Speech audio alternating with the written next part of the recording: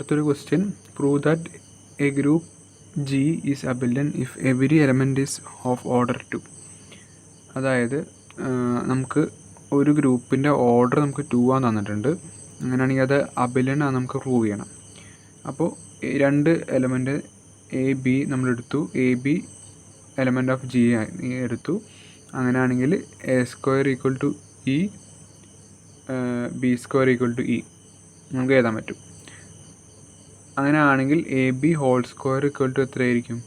E ആയിരിക്കും. A B നമുക്ക് split ചെയ്തിട്ട് A B into A B എന്ന് എഴുതാൻ പറ്റും. അതിനുശേഷം നമ്മൾ ജസ്റ്റ് ഒന്ന് റീഓർഡർ ചെയ്താൽ A into B A into B is equal to E. അതുപോലെ തന്നെ ഒരു എയും ബിയും നമ്മൾ ലെഫ്റ്റ് സൈഡിലും റൈറ്റ് സൈഡിലും നമ്മൾ ആഡ് ചെയ്ത് കൊടുത്തു. അപ്പോൾ എങ്ങനെ വരിക? A square into B A into b square is equal to A B എന്ന് കിട്ടും. ഇനി എ സ്ക്വയർ ബി സ്ക്വയർ എന്ന് പറയുന്നത് ഇ ആണ്, നമുക്ക് ഓൾറെഡി നേരത്തെ അറിയാം.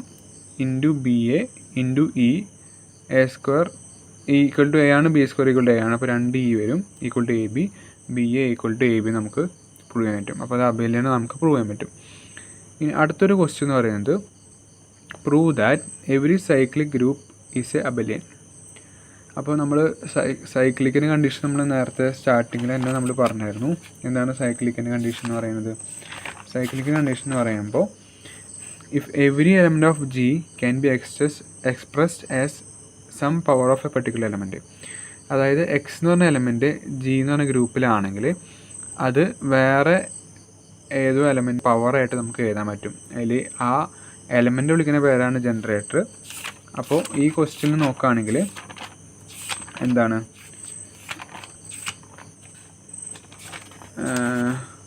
ഈ ക്വസ്റ്റ്യൻ നോക്കുകയാണെങ്കിൽ എല്ലാ സൈക്ലിക് ഗ്രൂപ്പും എന്താണെന്ന് പ്രൂവ് ചെയ്യണം? അബിലിയൻ ആണ് പ്രൂവ് ചെയ്യണം. അതായത് ഇവിടെ നോക്കിയേ, എക്സ് വൈ നമ്മുടെ ഗ്രൂപ്പിലത്തെ എലമെൻറ്റ്സ് ആണ് എക്സ് വൈ എന്ന് പറയുന്നത്. അപ്പോൾ നമുക്ക് എക്സിനെ നമുക്ക് ഈ ഒരു രൂപത്തിൽ എഴുതാം. അതായത് നമ്മൾ പറഞ്ഞു, ഒരു എലമെൻറ്റിൻ്റെ പവറിൻ്റെ രൂപത്തിൽ എഴുതുന്നതിനാണ് നമ്മൾ എന്ത് പറയുന്നത്? സൈക്ലിക് ഗ്രൂപ്പ് എന്ന് പറയുന്നത്. അപ്പോൾ എക്സിന് ഇങ്ങനെ എഴുതി, വൈനും ഇങ്ങനെ എഴുതി. X is equal to A raise to N, Y is equal to A raise to M. അങ്ങനെയാണെങ്കിൽ എക്സ് വൈ രണ്ടും കൂടി മൾട്ടിപ്ലൈ ചെയ്യുക. എക്സ് വൈ എന്ന് പറയുന്നത് A raise to N into A raise to M അല്ലേ? ലെഫ്റ്റ് സൈഡ് റൈറ്റ് സൈഡ് നമ്മൾ multiply ചെയ്ത് എഴുതുമ്പോൾ A raise to N into A raise to M. ഈ A raise to N into A raise to M എന്ന് പറയുന്നത് A raise to n plus m ആണ്. എന്നിട്ട് നമ്മൾ തിരിച്ച് എഴുതുക, a raise to m into A raise to n എന്ന് എഴുതുക. അത് ഈക്വൽ ടു വൈ എക്സ് ആയിരിക്കും. അപ്പോൾ നമുക്ക് എന്ത് കിട്ടി? X y equal to y x കിട്ടി. നമുക്ക് അത്ര പ്രൂവ് ചെയ്ത പോലെ നമുക്ക് കമ്മ്യൂട്ടേറ്റീവ് പ്രോപ്പർട്ടി സാറ്റിസ്ഫൈ ചെയ്യുന്നത് മാത്രം നോക്കിയാൽ മതി, അല്ലെങ്കിൽ അബിലിയനാണോ നോക്കിയാൽ മതി, അത് മാത്രം മതി. അപ്പോൾ ഈ ക്വസ്റ്റ്യൻ അങ്ങനെ കഴിഞ്ഞു. ഇനി അടുത്തൊരു ടോപ്പിക് എന്ന് പറയുന്നത് എന്താണ്? പെർമ്യൂട്ടേഷൻ എന്ന് പറഞ്ഞ ടോപ്പിക്കാണ്. എന്താണ് പെർമ്യൂട്ടേഷൻ? എന്താണ്? 1-1 mapping of a non empty finite set into itself. അതായത് നമ്മൾ സാധാരണ പെർമ്യൂട്ടേഷൻ പറയുന്ന മാതിരി തന്നെ, അതായത് ഇപ്പോൾ 2 എലമെൻ്റ് ആണെന്നുണ്ടെങ്കിൽ 2 ഫാക്ടോറിയൽ പെർമ്യൂട്ടേഷൻസ് അതിൽ ടോട്ടൽ ഉണ്ടായിരിക്കും. അപ്പോൾ അതിൻ്റെ ഡെഫിനേഷൻ എന്താണ്?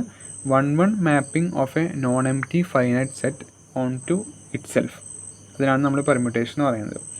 എക്സാമ്പിൾ നോക്കുകയാണെങ്കിൽ, ഇപ്പോൾ നമുക്ക് 2 എലമെൻറ്റ്സ് തന്നിട്ടുണ്ട്, എ കോമ ബി. നമുക്ക് 2 എലമെൻറ്റ്സ് തന്നിട്ടുണ്ട്.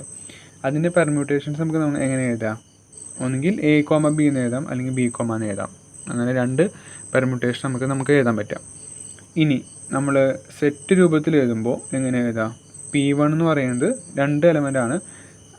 അപ്പോൾ എ ബി എന്ന് എഴുതി, അടിയിൽ സെയിം എ ബി എന്ന് തന്നെ എഴുതി. അതൊരു നമുക്ക് സെറ്റായിട്ട് എടുക്കാം.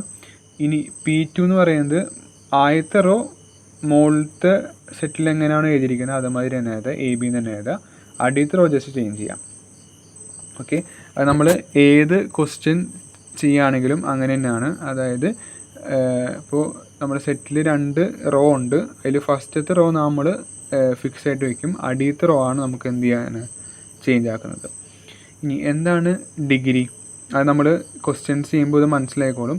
എന്താണ് degree? Number of elements in the finite set of is known as degree of permutation. അപ്പോൾ എത്ര എലമെൻറ്റ്സ് ഉണ്ട് ആ ഫൈനൈറ്റ് സെറ്റിൽ, അതിനെ വിളിക്കുന്ന പേരാണ് എന്ത്? ഡിഗ്രി എന്ന് പറയുന്നത്. ഓക്കെ, ഇനി അടുത്തൊരു ടോപ്പിക് എന്ന് പറയുന്നത്, ടോപ്പിക്കല്ല ഇതിൻ്റെ ഒരു ഭാഗമായിട്ട് വരും, സൈക്ലിക് പെർമ്യൂട്ടേഷൻ എന്താണെന്ന് നോക്കാം. എന്താണ് സൈക്ലിക് പെർമ്യൂട്ടേഷൻ? അതായത് എക്സാമ്പിൾ നോക്കുകയാണെങ്കിൽ ഇപ്പോൾ 1 2 3 4 5 2 3 4 5 1. അപ്പോൾ ഈ സംഭവത്തിൽ നമുക്ക് എങ്ങനെ എഴുതാം? 1 2 3 4 5 എന്ന് തന്നെ എഴുതാം. കാരണം വെച്ചാൽ ഇതിൻ്റെ അടിയത്തെ എലമെൻറ്റ്സിലൊക്കെ എന്തായിട്ട് വരുന്നത് ഡിഫറെൻ്റ് ആയിട്ട് സിമ്പിൾസാണ് അടിയിൽ വരുന്നത്. അതുകൊണ്ടാണ് നമുക്ക് 1 2 3 4 5 എന്ന് എഴുതാം. അത് വേറെ എക്സാം നോക്കുകയാണെങ്കിൽ 1 2 3 4 5 അടിയിൽ 1 2 4 5 3, അതായത് ഇത്രയും എലമെൻറ്റ്സ് എന്താണ് സെയിം ആണ്. അപ്പോൾ ഇവിടെ ഇതിന് നമുക്ക് എങ്ങനെ എഴുതാം? ഈ രൂപത്തിൽ എഴുതാം, 3 4 5 എന്ന് എഴുതാം. കാരണം എന്താ വെച്ചാൽ മിസ്സിങ് സിമ്പിൾസ് ആർ അൺചേഞ്ച്ഡ്. അതായത് ഇതിൽ മിസ്സിങ് ആയിട്ടുള്ള സിമ്പിൾസ് ഏതൊക്കെയാണ്? 1 2 അതിവിടെ അൺചേഞ്ച്ഡ് ആയിട്ട് നിൽക്കുന്നില്ലേ? അതായത് 1ൻ്റെ അടിയിൽ തന്നെ 1 ഇരിക്കുന്നത്, 2ൻ്റെ അടിയിൽ തന്നെ 2 ഇരിക്കുന്നത്. അതുകൊണ്ട് നമുക്ക് ഈ പെർമുട്ടേഷൻ നമുക്ക് എങ്ങനെയായിട്ട് എഴുതാം? 3 4 5 എന്ന് എഴുതാം. കാരണം വെച്ചാൽ ബാക്കിയുള്ള മിസ്സിങ് എലമെൻറ്റ്സ് എന്താണ്? അതവിടെ അൺചേഞ്ച്ഡ് ആയിട്ട് നിൽക്കണതുകൊണ്ട് നമുക്ക് അത് പിന്നെ നമ്മൾ എടുത്ത് എഴുതേണ്ട ആവശ്യമില്ല, ബാക്കിയുള്ള എലമെൻറ്റ്സ് മാത്രം എടുത്ത് എഴുതാൽ മതി. അതാണ് സൈക്ലിക് പെർമുട്ടേഷൻ കൊണ്ട് ഉദ്ദേശിക്കുന്നത്. ഓക്കെ, ഇനി നമുക്കൊരു ക്വസ്റ്റ്യൻ നോക്കാം. അതായത് നമുക്ക് എ എന്ന് പറഞ്ഞിട്ട് സെറ്റിൽ 3 എലമെൻറ്റ്സ് തന്നിട്ടുണ്ട്. ഏതൊക്കെയാണ്? 1 2 3 എന്ന് പറഞ്ഞിട്ട് 3 എലമെൻറ്റ്സ് തന്നിട്ടുണ്ട്. അപ്പോൾ 3 എലമെൻറ്റ്സ് അതിൻ്റെ ടോട്ടൽ എത്ര പെർമുട്ടേഷൻ ഉണ്ടായിരിക്കും? 6 പെർമുട്ടേഷൻ ഉണ്ടായിരിക്കില്ലേ?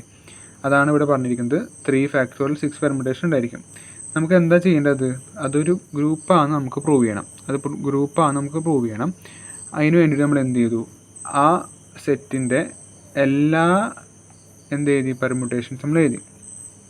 അപ്പോൾ ഇങ്ങനെ പെർമുട്ടേഷൻസ് ചെയ്താൽ നമ്മൾ പറഞ്ഞു, ഒരു സെറ്റ് നോക്കുകയാണെങ്കിൽ 2 റോ ഉണ്ടായിരിക്കും. ആ 2 റോയിൽ ഫസ്റ്റ് റോ നമ്മൾ എങ്ങനെ എഴുതും?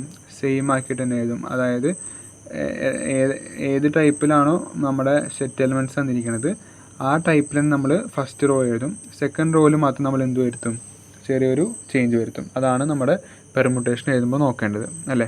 അപ്പോൾ ഫസ്റ്റ് പെർമുട്ടേഷൻ 1 2 3, അത് 1 2 3 അടിയിൽ 1 2 3 ആയിട്ട് തന്നെ എഴുതി. P2 നമ്മൾ എഴുതുമ്പോൾ മുകളിലത്തെ റോ 1 2 3 തന്നെ, അടിയത്തെ റോ എന്താണ്? 2 3 1 ആയിട്ട് വരും. P3 എന്ന് പറയുമ്പോൾ 1 2 3 പിന്നെ 3 1 2. P4ൽ 1 2 3 1 3 2. P5ൽ 1 2 3 3 2 1. P6ൽ 1 2 3 2 1 3. അങ്ങനെ ടോട്ടലി നമുക്ക് പറഞ്ഞ മാതിരി തന്നെ 6 പെർമുട്ടേഷൻ നമുക്ക് കിട്ടും. ഓക്കെ, അത് ഏത് വഴി നോക്കുകയാണെങ്കിലും അങ്ങനെ തന്നെ വരിക. നമ്മൾ മുകളിലത്തെ റോ ഫിക്സ് ആക്കി വെച്ചിട്ട് അടിയത്തെ റോ ചേഞ്ച് ആക്കുകയാണെങ്കിൽ നമുക്ക് ടോട്ടൽ 6 പെർമുട്ടേഷൻസ് ഉണ്ടായിരിക്കും. അത് നമ്മൾ ഒരു ടേബിളിൽ നമ്മൾ അറേഞ്ച് ചെയ്ത് വെച്ചു. ഓക്കെ, ഇനി ഈ ടേബിൾ നോക്കുകയാണെങ്കിൽ അവിടെ ക്ലോഷർ പ്രോപ്പർട്ടി മാത്രമേ ഉള്ളൂ. കാരണം വെച്ചാൽ നമുക്ക് 6 സെറ്റ് ഉണ്ട്. ആ 6 സെറ്റിൽ മാത്രമാണ് നമുക്ക് എന്ത് നടത്തുന്നത്? ഓപ്പറേഷൻ നടത്തുന്നത്. അല്ലാണ്ട് പുതിയൊരു സെറ്റ് അവർ ജനറേറ്റ് ചെയ്ത് വരുന്നില്ല. അപ്പോൾ നമുക്കത് ക്ലോഷർ പ്രോപ്പർട്ടി എന്ന് വിളിക്കാം. അതുപോലെ ഐഡൻറ്റിറ്റി എലിമെൻറ്റ് ഇവിടെ P1 ആയിട്ടാണ് നമ്മൾ നോക്കുകയാണെങ്കിൽ എല്ലാ എലിമെൻറ്റിലും P1 ആയിട്ടാണ് നമുക്ക് കാണാൻ പറ്റുന്നത് ഐഡൻറ്റിറ്റി എലിമെൻ്റ് ആയിട്ട്. അതുകൊണ്ട് P1 നമുക്ക് ഐഡൻറ്റിറ്റി എലിമെൻ്റ് ആയിട്ട് കിട്ടി. ഈ ഇൻവേഴ്സ് നോക്കുകയാണെങ്കിൽ ഓരോന്നിനും ഇൻവേഴ്സ്, ഇപ്പോൾ P1ൻ്റെ ഇൻവേഴ്സ് P1 ആയിട്ട് തന്നെ, P2ൻ്റെ ഇൻവേഴ്സ് P3 ആണ്, P3യുടെ ഇൻവേഴ്സ് P2 ആണ്, P4ൻ്റെ ഇൻവേഴ്സ് P4 ആണ്, P5ൻ്റെ ഇൻവേഴ്സ് P5 ആണ്, P6ൻ്റെ ഇൻവേഴ്സ് P6 ആണ്. അങ്ങനെ നമുക്ക് ഈ സെറ്റ് നമുക്ക് കണ്ടുപിടിക്കാൻ പറ്റും. ഓക്കെ, അതുപോലെ അസോസിയേറ്റീവ് പ്രോപ്പർട്ടി ഇവിടെ എന്ത് ചെയ്യുന്നുണ്ട്? സാറ്റിസ്ഫൈ ചെയ്യുന്നുണ്ട്. ഓക്കെ, അപ്പോൾ അതുകൊണ്ട് തന്നെ ഈ തന്നിരിക്കുന്ന സെറ്റ് എന്താണ്? ഒരു അബിലിയനായിട്ടുള്ള ഒരു സെറ്റാണ് നമുക്ക് പറയാൻ പറ്റും. ഓക്കെ, ആദ്യം നമ്മൾ എത്ര പെർമുട്ടേഷൻസ് ഉണ്ടെന്ന് നമ്മൾ ആദ്യം എഴുതുക. അതിനനുസരിച്ച് ആ പെർമുട്ടേഷൻ നമ്മൾ കണ്ടുപിടിക്കുക. എന്നിട്ട് അത് ടേബിൾ രൂപത്തിലാക്കുക. എന്നിട്ട് നമ്മുടെ ഗ്രൂപ്പിൻ്റെ ആ കണ്ടീഷൻസൊക്കെ സാറ്റിസ്ഫൈ ചെയ്യുന്നുണ്ടോ? ഗ്രൂപ്പാണെങ്കിൽ ക്ലോഷർ പ്രോപ്പർട്ടി, അസോസിയേറ്റീവ് പ്രോപ്പർട്ടി, അതുപോലെ തന്നെ ഇൻവേഴ്സ് ഉണ്ടോ നോക്കണം, ഐഡൻറ്റിറ്റി എലിമെൻറ്റ് ഉണ്ടോ നോക്കണം. അത്രയും പ്രോപ്പർട്ടീസ് നമ്മൾ ഉണ്ടോ സാറ്റിസ്ഫൈ ചെയ്യണം. ഇനി അബിലനാണെങ്കിൽ കമ്മ്യൂട്ടേറ്റീവ് പ്രോപ്പർട്ടി കൂടി സാറ്റിസ്ഫൈ ചെയ്യുന്നുണ്ടോ എന്ന് നമ്മൾ നോക്കണം. ഓക്കെ, അപ്പോൾ ഈ ചാപ്റ്ററിൽ ഏകദേശം പോർഷൻസ് കംപ്ലീറ്റ് ആയിട്ടുണ്ട്. ഇനി നമ്മൾ നോക്കേണ്ടത് കുറച്ച്, അതായത് ഈ പോർഷൻസ് എന്നുള്ള തന്നെ കുറച്ച് പ്രീവിയസ് ഇയർ ക്വസ്റ്റ്യൻസ്, അതാണ് അടുത്ത വീഡിയോയിലായിട്ട് വരുന്നത്. ആ ഒരു വീഡിയോ വരുന്നതോടെ നമ്മുടെ കംപ്ലീറ്റ് പോർഷൻസ് തീരും, DMS കംപ്ലീറ്റ് പോർഷൻസ് തീരും. ഓക്കെ.